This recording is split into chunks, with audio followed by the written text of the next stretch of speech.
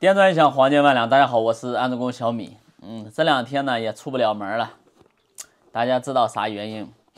然后在前一段时间呢，我买了一批角阀，就是我拆解开的啊。这个货呢是最近换了一批，然后就是采购回来，我就感觉不对劲啊，哪不对劲呢？总感觉不对劲，然后我就把它给拆解了。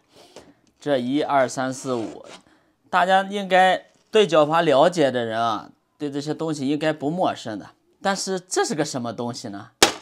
让我很质疑啊！我竟然从角阀里面拆出个这东西，而且一个角阀本身它有多重呢？然后我让你看一下这个东西有多重。这是一个完整的角阀，放上来153克，对吧？我们把这个拿掉，看这个东西，这个铁疙瘩就65克。也就是说呢，像这种角阀，一个角阀里面有这么一个东西，相当于快半个角阀的重量。这是不是有一点欺骗人的感觉呢？至于这个角阀是个什么牌子的，我就不方便给大家看了。但是我可以把这个角阀一步一步的重新拆一个。前面这个挡盖呢是可以拆掉的，它就是一个双面胶的。里面呢是一颗螺丝。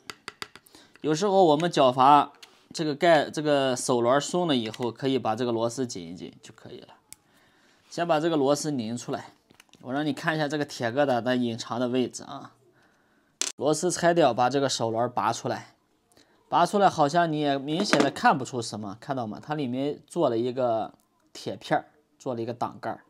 这个时候你就感觉这个东西很重，但是我发现它的时候呢，我发现这个盖子是个塑料的，怎么能有这么重呢？我就对它产生了怀疑。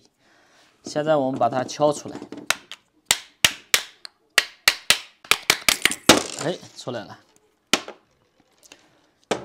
就是这么一个铁片，把这个东西呢，它是压在里边的，隐藏的。然后这个就轻多了，这就是一个塑料的了。当你拿起这个的时候，你会感觉，哎，这是不是个铜的？哎，感觉老重了，哎，物有所值的感觉。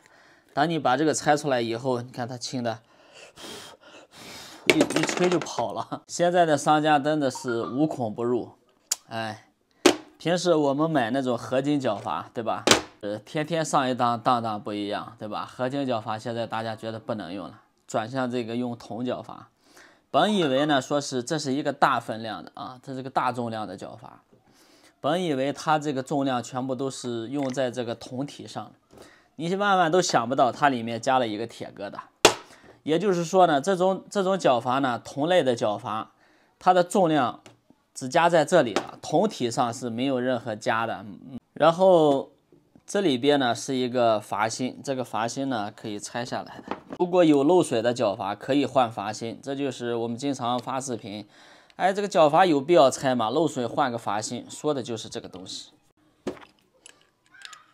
如果你的角阀因为阀芯的问题漏水，这个阀芯是可以买到的，买一个阀芯换上去就可以。基本上这个阀芯呢都是通用的。拆掉阀芯以后呢，这个铜体啊，现在是54克，看这个都65克，这个铁疙瘩比这个都重，哈哈，这俩加起来就119克，剩下的这些都是辅助的了，没多少重量。看它们加起来是153克，而且呢，它还有一个就是欺骗人的地方，我感觉是欺骗人的地方，就是从这个角度看，感觉它是挺厚的，是吧？这个铜体是挺厚的，但是你用手摸呀，明显它这里面是薄的，从这个边缘看是比较厚的。我把它从这儿切了，让大家看一下它里边和这个做一个对比。看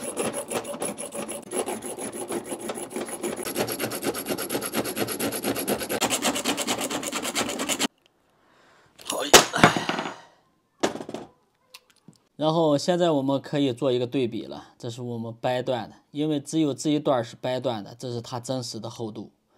这边呢是用锯条锯断的，它锯的时候它这里面有毛刺，所以这个边会明显的厚。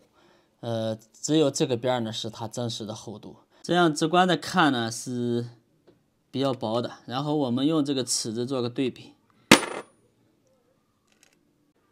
这个厚度大概就是1毫米啊，1毫米多一点点。这就是市场上卖的东西，有时候你说我们去安装，对吧？装上了，过了几年以后它坏了，想要拆，它本身的厚度只有这么厚，你说用力一拧，它断在墙体里面了，这都很正常。这批角阀呢，我大概买了50-60个吧，50-60个，现在我给商家已经发起那个退货退款，然后再给你看一下这个商家的态度。商家的态度我觉得更牛逼，这是我跟商家的简单的几句聊天啊，当时我就把这个拆了，我就问他这个东西是什么东西，商家是说是把手加铁啊，好像人家就是有这个东西，基本都这样，拿起来才有分量啊，他是这么说的。我就问他315允许这样做吗？他说我又没有卖你全铜的。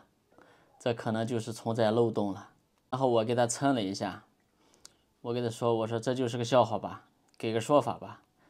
他说没啥说法，爱咋样你去咋样，就这。而且这还是在平台上的商家，他都这么豪横。我这边已经发起了退货退款，但是已经收货好多天了，未必能退得了。这一批货是不是就压在手里了？厂家真的是无所不用其极啊，防不胜防。